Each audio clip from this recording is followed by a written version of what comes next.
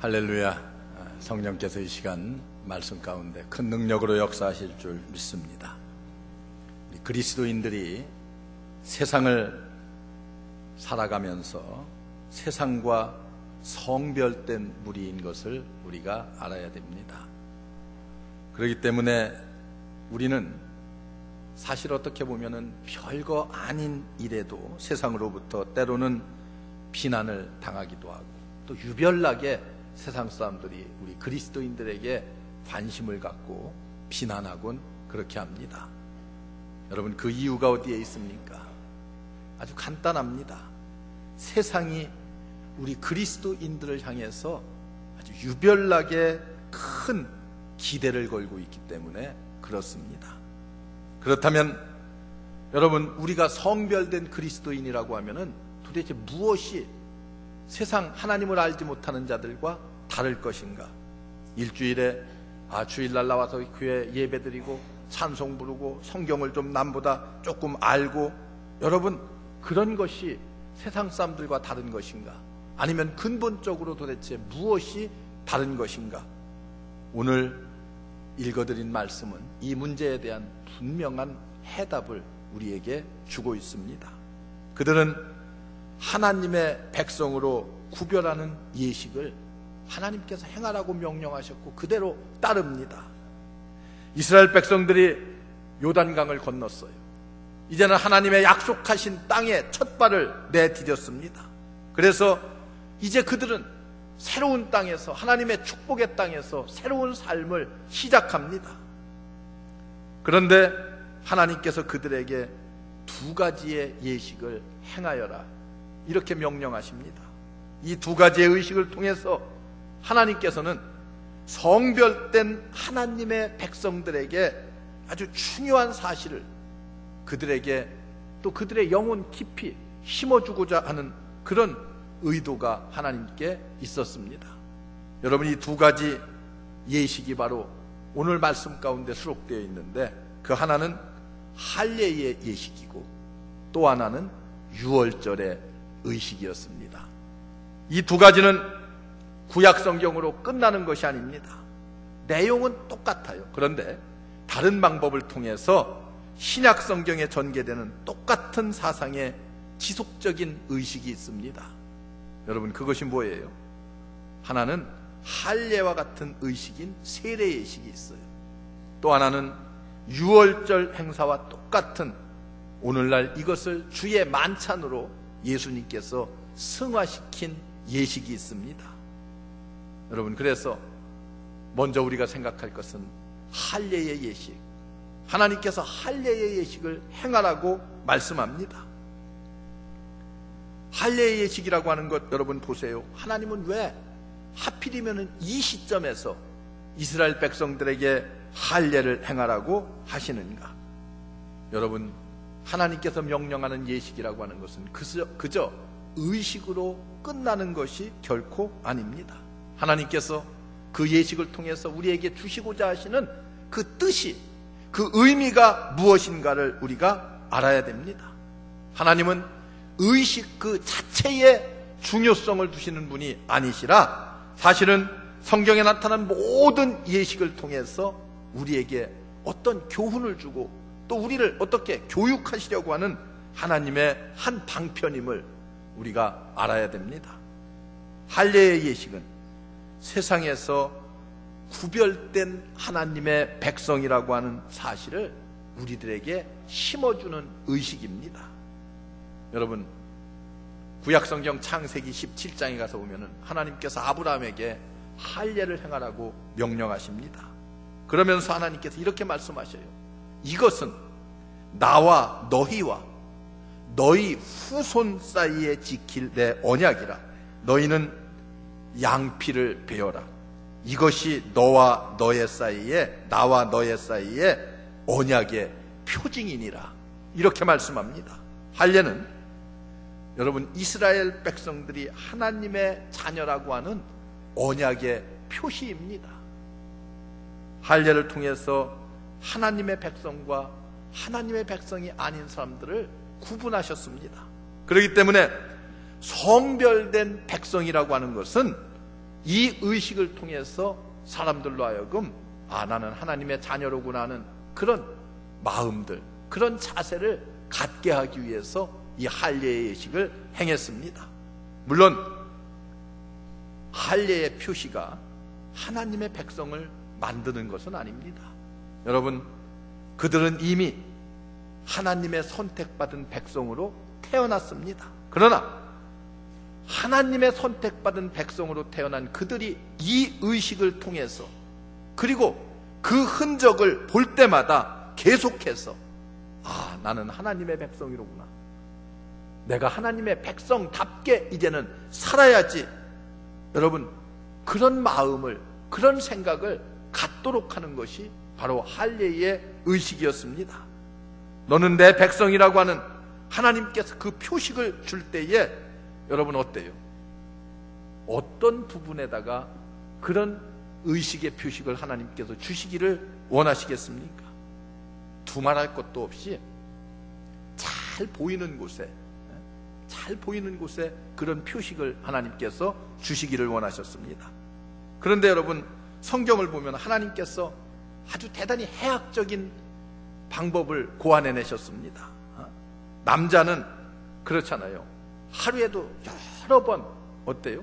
생리적인 현상 때문에 볼 수밖에 없는 곳, 그곳에 하나님께서 할례의 흔적을 남겼습니다. 하나님의 백성이라고 하는 사실을 하루에도 몇 번씩 확인하지 않으면 안 되는 것이 바로 우리 인간입니다. 여러분, 또한 하나님의 백성들은요, 성적인 범죄로부터 보호하는 역할을 하는 것이 할례의 행위였습니다. 왜 그렇습니까? 수많은 이방 여인들과 가까이 지내야 되는 이스라엘 민족들, 성적인 범죄 욕구가 생길 때마다 너는 하나님의 자녀가 아니냐, 하나님의 자녀인 내가 그래서야 되겠느냐, 여러분, 이렇게 하면서 하나님께서 그 마음을 새롭게 해주시고 일깨워주는 방편이었습니다. 이것이 여러분, 신약 성경으로 넘어오면 세례와 연결지어집니다. 그래서 골로새서 2장 11절을 보면 이렇게 말씀해요. 또 그 안에서 너희가 손으로 하지 아니한 할례를 받았으니 곧 육적 몸을 벗는 것이요 그리스도의 할례니라. 너희가 세례로 그리스도와 함께 장사한 바 되고, 또 죽은 자들 가운데서 그를 일으키신 하나님의 역사를 믿음으로 말미암아 그 안에서 함께 일으키심을 받았느니라. 이렇게 말씀해요. 할례를 어떻게 해요? 세례로 이어진다고 하는 것을 성경이 분명하게 말씀해주고 있습니다. 영적인 할례, 즉 세례가 예수와 함께 죽고 다시 태어난다고 하는, 다시 살아난다고 하는 사실에 관한 하나의 표적이라고 그렇게 말씀하고 있습니다. 여러분, 우리가 세례를 받음으로 하나님의 자녀가 되는 것이 아닙니다. 여러분, 하나님의 자녀가 되었기 때문에 이제는 세례를 받음으로 죄에 대해서는 죽고 하나님께서 우리에게 베풀어 주시는 새로운 생명을 우리가 부여받아서 새 생명을 가진 하나님의 자녀로 태어났다고 하는 분명한 사실을 내 가슴 속에 하나님께서 심어주기 위해서, 인식시켜주기 위해서 우리가 세례를 받습니다. 너는 세례를 받은 하나님의 백성이니라. 우리로 하여금 하나님의 백성이라는 성별의식을 주기 위해서 우리가 세례를 받습니다. 여러분, 세례는 또한 믿음의 확신을 주기 위해서 받습니다.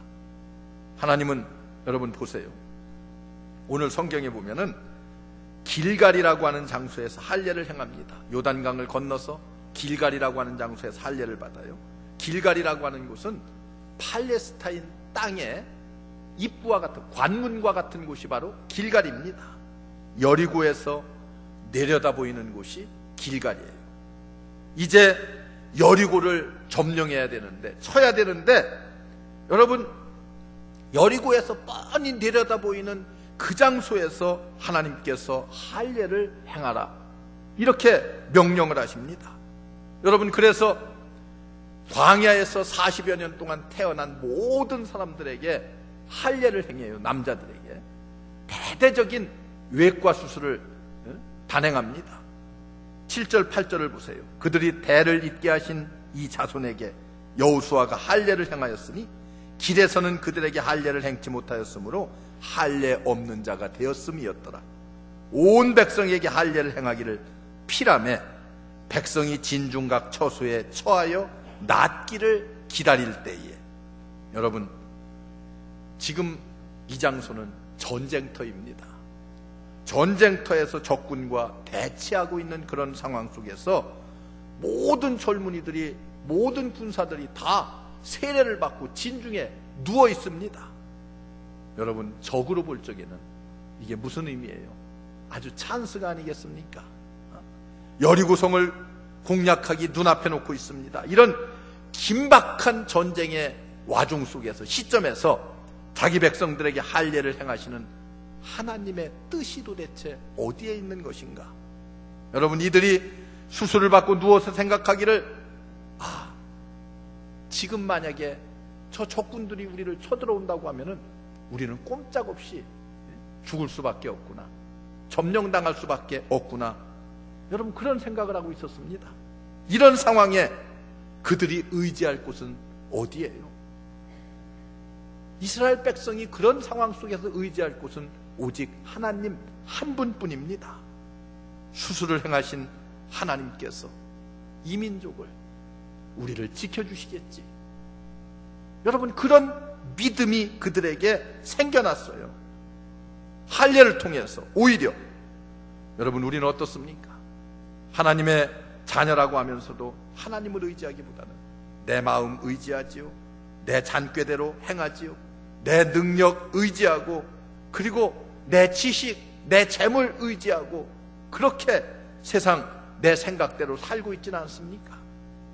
결국 넘어지고 쓰러지고 좌절하고 갈등과 혼란 속에서 여러분, 무수한 인생의 어려운 경험들을 우리가 수없이 이 땅에서 행해왔습니다.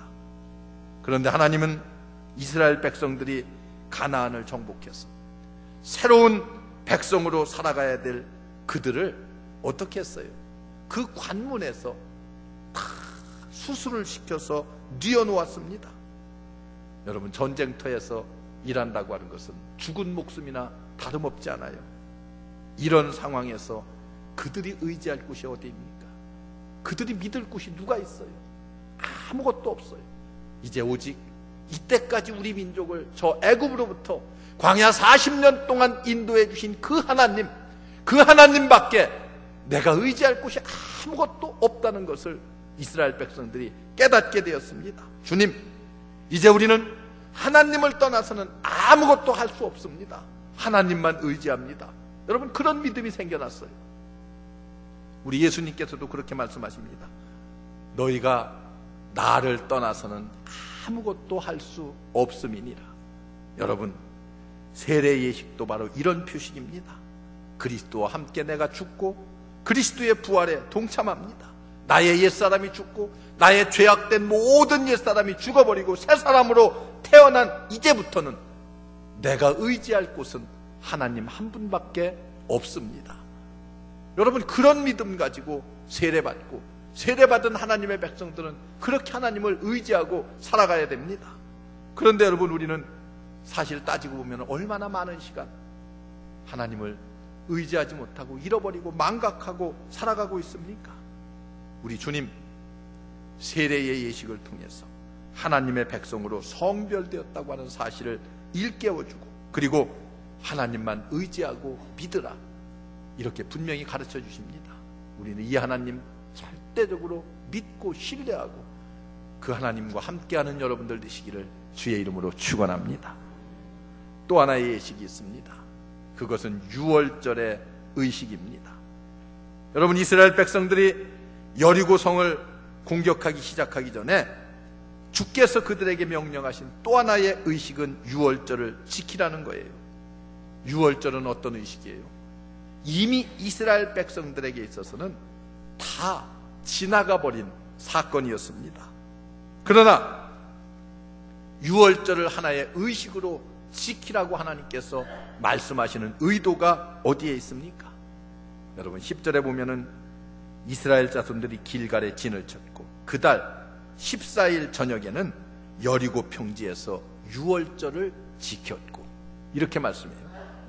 신약 성경에는, 여러분 보세요, 신약 성경을 보면은 예수께서 돌아가시기 전날 밤 유월절이 시작되는 그날 저녁에 주께서 제자들과 함께 바로 유월절 만찬을 함께 나누십니다. 그러면서 이렇게 말씀하셔요. 이 떡을 받을 때마다, 이 잔을 마실 때마다 나를 기념하라, 나를 기억하라, 그렇게 말씀하십니다. 주님은 십자가 위에서 죽음을 이미 예고하시면서 이와 같이 말씀하셔요. 유월절 또는 주의 만찬을 통해서 우리에게 주시는 교훈은 하나님의 백성들의 그 마음가짐이 어떠해야 되는가. 여러분, 성별된 하나님의 백성들이 이 의식을 통해서 무엇을 깨닫습니까? 아, 하나님의 은혜라고 하는 것은 이런 것이로구나 하는 것을 깨닫게 해주십니다. 여러분 보세요. 유월절은 이스라엘 백성들이 하나님의 은혜로 말미암아서 애굽 땅에 하나님의 심판이 임할 때에 구원함을 받은 사건입니다. 그래서 출애굽기 12장 6절 이하에 가서 보면은 양을 잡고 그 피를 문과 인방과 문설주에 발라서 내가 그 밤에 애굽 땅을 칠 때에 그 피를 보면은 내가 너희를 넘어가리라, 이렇게 말씀하셔요. 어린 양의 피를 문지방과 문설주에 바른 모든 그곳은 그 밤에 내가 그곳을 넘어 지나치리라고 말씀합니다.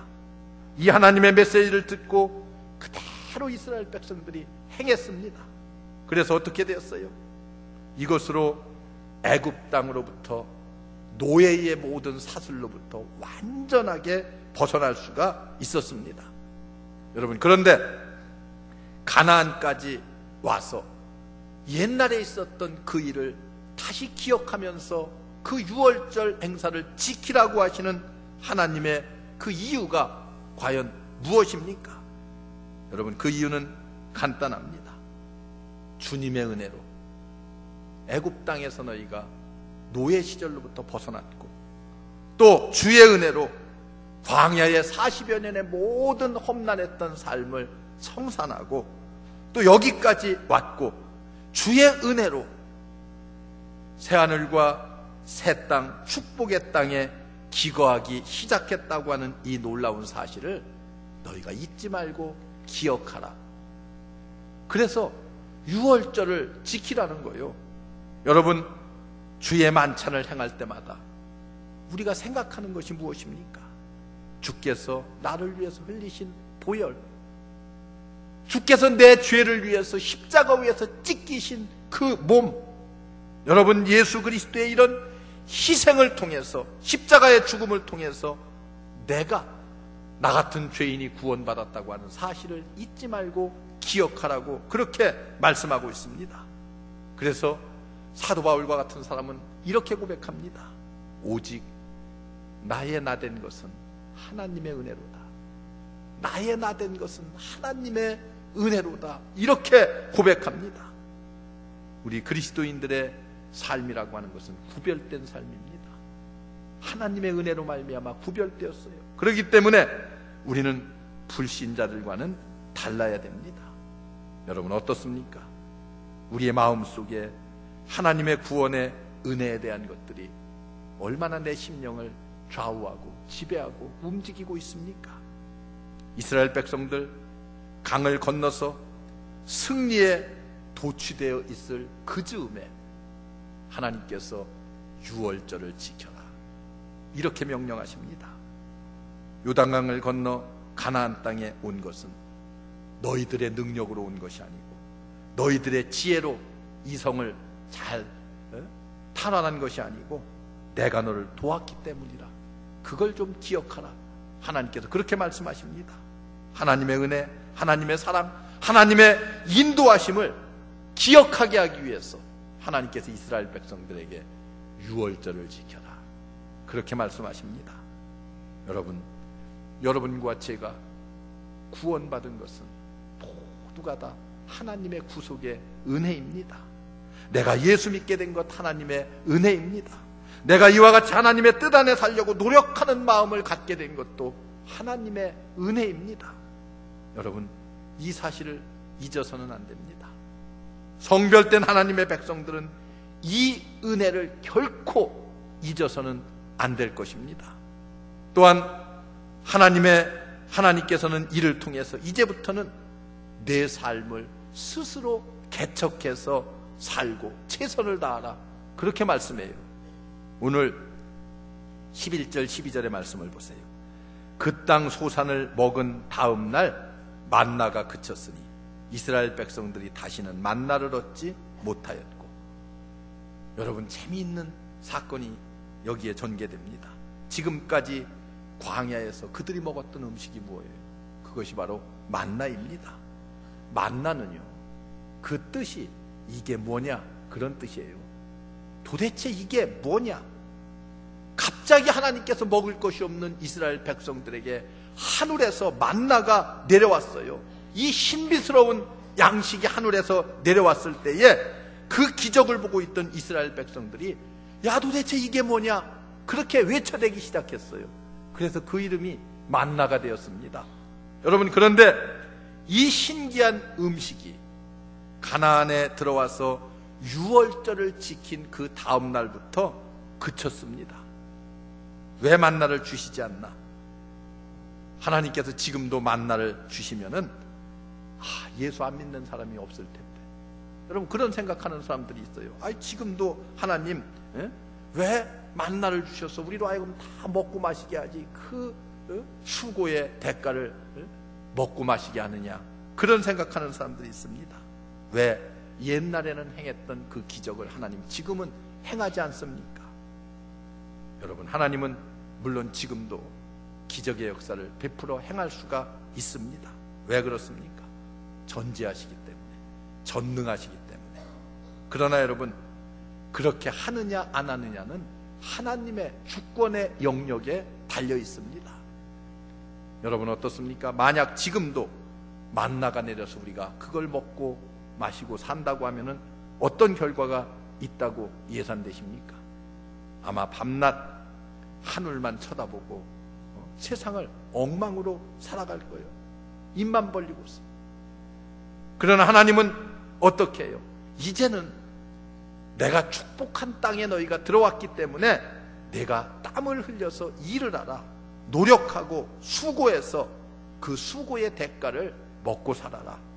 여러분, 삶 속에서 최선을 다하는 모습을 내게 보여줘라. 하나님께서 그렇게 말씀하고 있습니다. 유월절의 의미는 그런 거예요. 그리고서 주님을 의지해라. 여러분, 이스라엘 백성들은 요단강을 건너서 가나안 땅에 들어와서 두 가지의 의식을 행했어요. 하나는 할례의 의식이고 하나는 유월절의 의식을 행했습니다. 이것을 통해서 성별된 하나님의 백성들이 깨달아야 될 것이 무엇입니까? 너는 하나님의 자녀다. 구별된 하나님의 백성이다. 하나님께 대한 온전한 믿음을 가지고 살아라. 모든 것이 주의 은혜임을 깨달아라. 그리고 이제는 내게 주어진 모든 여건 속에서 최상의 노력을 기울여가면서 수고한 것을 먹고 살아라. 하나님께서 그것을 일깨워 주십니다. 여러분, 오늘 13절 이하의 말씀을 보세요. 하나님께서 나타나셔서 여리고를 향해 가는 여호수아를 격려하고 있습니다. 왜 주께서 나타나셨습니까?